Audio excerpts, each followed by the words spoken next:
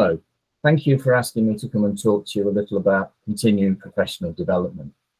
My name's Martin Rowe, and I'm the Head of Operations at the CPD Certification Service. We're a membership-based organisation, and our members, who now count for we have over 5,500, send us in pieces of material that we assess and certify for use within the context of CPD. I understand that some of you watching this talk won't know a great deal about CPD, so I'm going to talk to you a little bit about where it's come from and discuss what it means. CPD is a shorthand term for continuing professional development, and it's used to describe the learning activities that professionals engage in to develop their abilities, skills, and proficiency throughout their working life. It also allows professionals, who are usually members of a professional body, to prove their competence and so maintain their right to practice using that professional body as a reference. And we shouldn't also forget that it enables them to obtain liability insurance when they're providing services and products to their clients. I'm speaking to you from the United Kingdom, where CPD is a very large part of the professional services sector. Some of it is regulated by statute law, and some of it is completely optional. For example, doctors in the United Kingdom have to recertify as doctors every 5 years.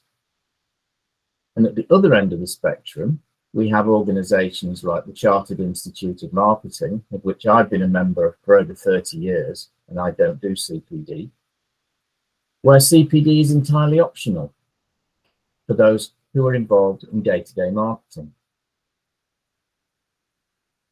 If you look on our website, you'll see many references from many of our members. Generally, people who are members of professional bodies submit their CPD records on a given period, usually it's annually, to their professional body to prove that they're worthy of being retained as members of that professional body. And if they're audited, well, they have to show that they've got evidence, and that's usually in the form of certificates, to show that they've done the necessary learning, and so continue that right to practice. But of course, even in line for the fact that there are over 1,000 professional bodies in the United Kingdom and tens of thousands of professional bodies across the world, not everyone is ever going to be a member of one. In fact, it's less than 20% of the working population anywhere. So what about the other 80+% of people? Well, for them, you can think of continuing professional development, or CPD, as training, where the benefits that they obtain are equally shared by members of professional bodies. They keep up to date so they can contribute more to their employer. They'll be able to stand out as individuals by being up to date, and so differentiate themselves from people who have been slightly left behind. They'll become more promotable. They might even come and ask for a pay rise on the basis of their improved and maintained knowledge. And of course, we shouldn't forget that for the individual themselves, being up to date always means they can go and find a new career somewhere else.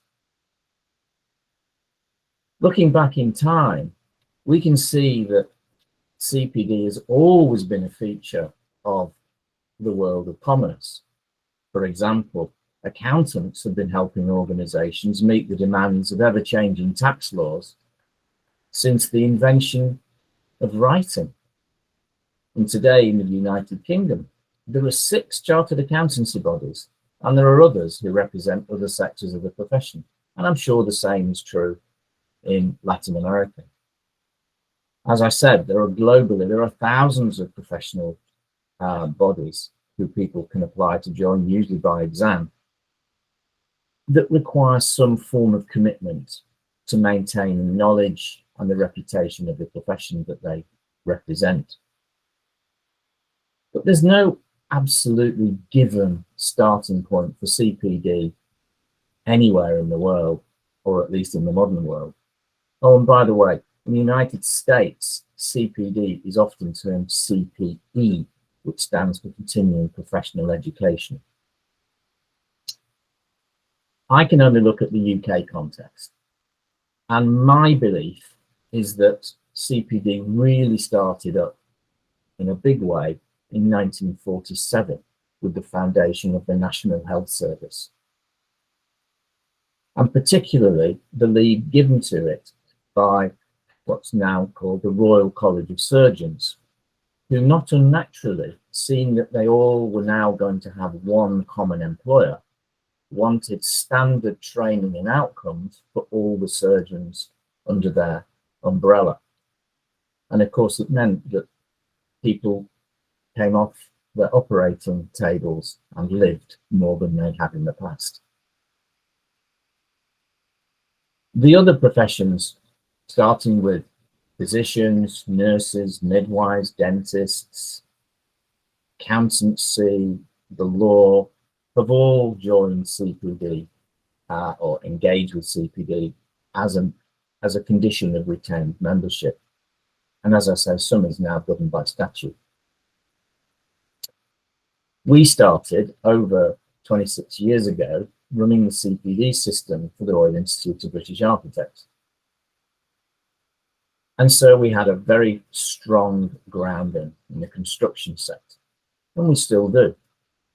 But around about 2010, the non-construction sector overtook the original founding basis, and as new and more members joined us. And since 2013, we have been growing at a rate of over 20% a year. And it's surprising the sort of things that we see from our members. We have seen practically everything from the baking of cakes to trapeze artistry and the treatment on NATO battlefields of battlefield injuries, and just about every single topic in between. Of course, a lot of it's to do with the financial services sector, a great deal of it's to do with construction, and there are many topics which come around again and again and again, such as safe manual handling and first aid.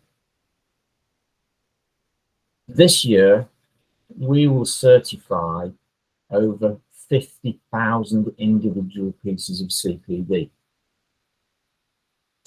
And we think we're respected because last year we gave evidence to the UK Parliament, and we're the leader in offering specific CPD quality management systems to organisations whom we trust to produce CPD. And we also audit a number of professional bodies' own CPD systems to ensure that they're kept up to date.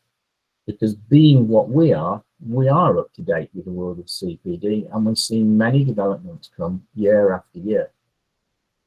The reality of membership with us is that our members send in material and we assess it to a very strict standard. And we assess it across 5 different aspects, where each aspect can score up to 5 individual points. So a score of 25 means that in that particular year, it's world class. The minimum pass rate is 16. I have to say that we probably see 25 every 2 years. So it has to be very, very good, if not excellent, to obtain that standard. And of course, it can be any kind of thing. It can be structured CPD, which is typically training. It can be reflective CPD, which is perhaps watching a video clip, or undertaking self-directed CPD, where more and more of that is now internet-based and falls into the world of e-learning, an area where we particularly see ourselves as probably the world's leading expert, because we see more e-learning than anyone else on the planet. And we particularly know how it can be done very, very badly. That was my only joke. Now, for some of you, you're probably thinking about, okay, I understand what CPD is, but what value is it to my organization? So I'm going to take you on a short tour through what I call Rowe's taxonomy of CPD. And for those of you with an interest in corporate strategy, you'll recognize it as a form of an Ansoff matrix. But please note that the version that you're going to see delivered from me in a few seconds is a very shortened version of a much, much deeper topic. And I can't do justice to it in a few minutes. So I'm sure that if any of you want to learn more about it, Andrea and Moreno at Petroshaw Compliance will be more than capable of putting us together so that we can have a deeper dialogue. So I'll now start my presentation. So this is what I entitled Rowe's taxonomy of CPD. And as I said, it's going to look a little bit like an Ansoff matrix. So I think that there are two broad categories or families of CPD. There's one that we can call sales and marketing, and the other we can call information and training. And that's delivered to audiences. And those audiences are either external to your organization, in other words, you don't know them, or the internal audiences. And clearly, you don't do sales and marketing to your own employees and colleagues. So that's why that particular quadrant is blank. And if we look at sales and marketing CPD, there are some common features and themes, and it's typified by an organization getting in touch with a potential client or organization they wish to influence, perhaps the government, and saying, can we come along and talk to you about a particular topic professionally? We're not selling to you. We want to tell you about what we think about a particular topic. And if it's a commercial organization who've perhaps not opened the door before, they'll say, yeah, we're happy to listen to what you have to say about this particular thing. So you produce some CPD material that we then present.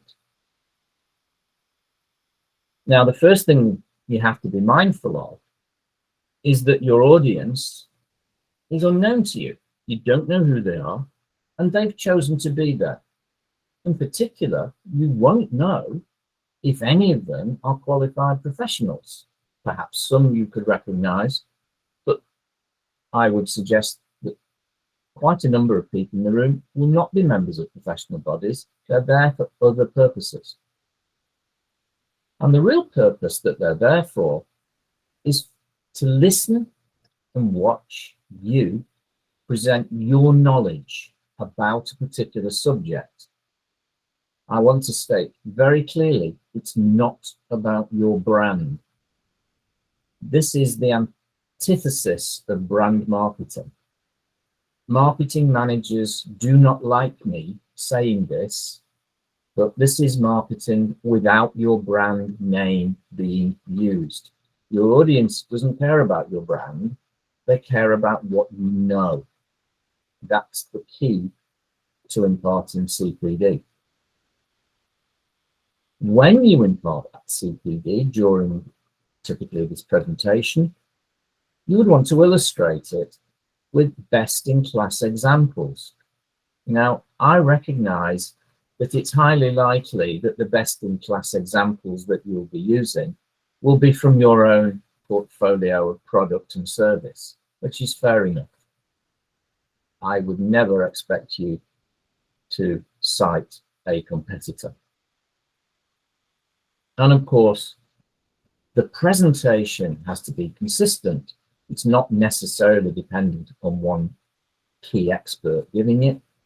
It should be capable of being given by someone with slightly less knowledge, but at the same time done very professionally, so that when you get to the point of engagement with your audience, they can see that you are to be trusted as an expert in this particular area, and that when they have a need, they will be much more likely to get in contact with you for that particular product or service, or put you on their tender list. And that consistency and that professionalism will mean that you will have revenue opportunities at some point in the future. Of course, your credibility is enhanced because you will be able to say at the start of the presentation that you've had this CPD presentation assessed and certified by a body such as ourselves. And just as importantly, at the end of it, you will be able to give everyone in the room a certificate to prove that they spent time learning about the topic that you were talking to them about, which of course means that it dovetails perfectly with the needs of the professionals in the room to put it into their CPD portfolio, and for the non-professionals to be able to illustrate that knowledge by at least putting it into their work record and to their curriculum vitae if they're going to be looking for a different role, either within or without their own organization. That's the sales and marketing aspect to an external audience where CPD is very powerful. When we get to information and training, you'll see there are some similar topics. Here, though, you've got to be mindful that the audience has been selected for you.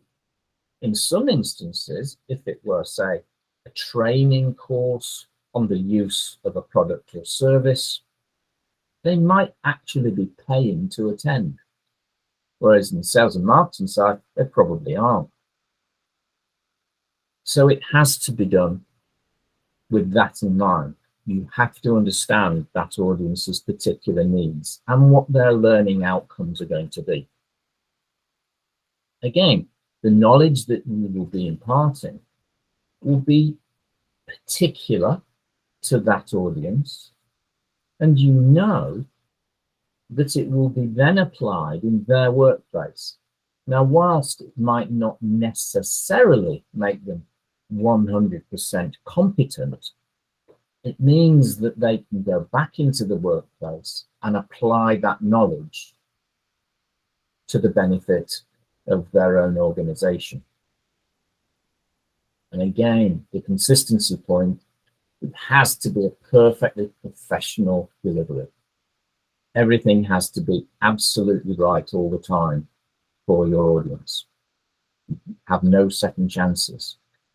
And it's particularly important, perhaps, where that information and training is being given to an existing client.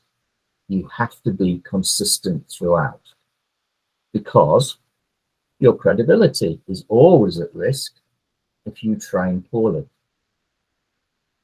And again, being able to say to your client in this instance that the course or training or whatever it is that you're going to deliver has been reviewed, assessed, and certified by a body such as ourselves, will be beneficial. And again, attendance would generate certificates of achievement. Now, some of those may, depending on what you're training and the information that you're asking people to take away, require them to do some form of test. And it's quite reasonable for you to put the score on the certificate if they want that. Of course, information and training also applies internally within your own organization, where the audience are the colleagues with whom you work on a day-to-day basis. And the knowledge that you're imparting to them is its developmental opportunity to change the way they work, and also act as a test bed if you're going to move into the sales and marketing space with something very similar. Always test it internally first. The feedback can be dramatic. The consistency point is very important, again, albeit that there are some areas of laxity that you could apply. For example, you wouldn't use shortcuts and jargon with an unknown audience, with people that you don't know. It's quite normal for it to be used in an internal context, because everyone uses the same words and they have the same meaning. The credibility point goes in a couple of ways here, because if you're an employer delivering internal CPD yourself to your employees,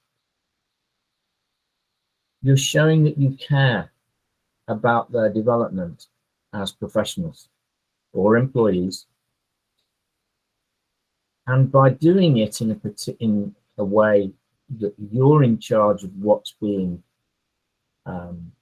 trained, you're able to align your own professional strategic objectives with those of the individuals in the room. Now, if you're a member of a professional body and you have to do CPD, you're pretty well left to your own devices in terms of where you go and find it. If you have a good employer supporting you and providing you with a lot of CPD that's, again, credible, has it's been certified before it's been delivered, it helps them and they don't have to rush around looking for courses on particular things. It's not dependent upon the size of the organization. Even very small organizations can do this, because it's how we all learn about how we do things. Now, that's a very short tour of how CPD can be used and exploited for the benefit of the organization. And it's a very simple economic sum. If the cost of doing CPD is exceeded by the revenue it brings in, it's a good idea to do it. I'll leave you with that last thought. And a big thank you to Petro Shaw Compliance and Russell Bedford for allowing me to talk to you today. Thank you.